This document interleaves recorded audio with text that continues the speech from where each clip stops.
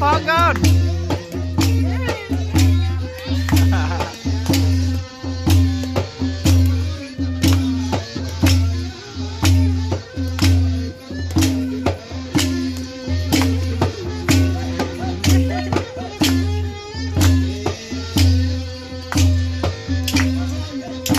ở đây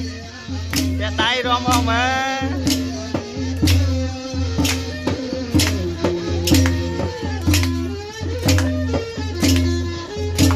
hey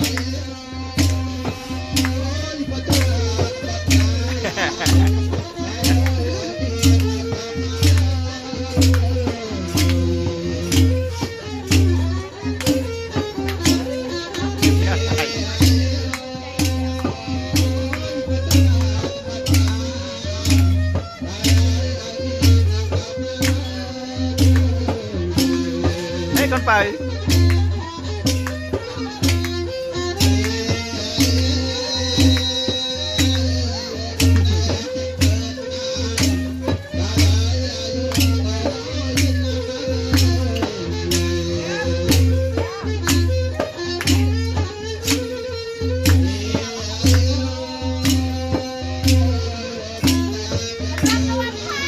có mấy con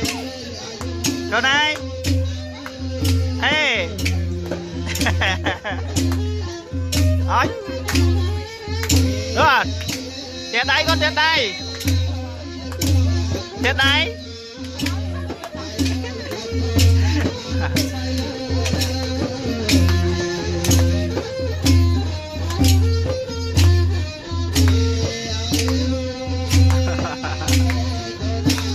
chồm mơ vào đây này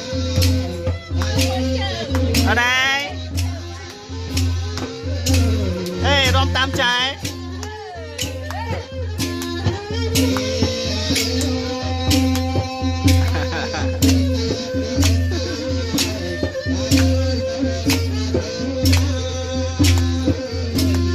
ngon lên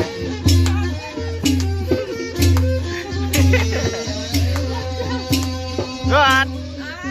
con rom con rom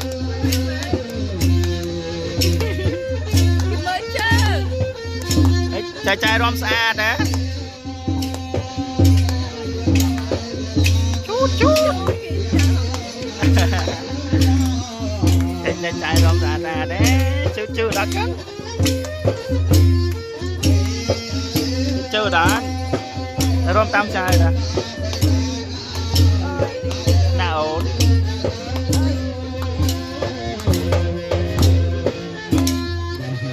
akun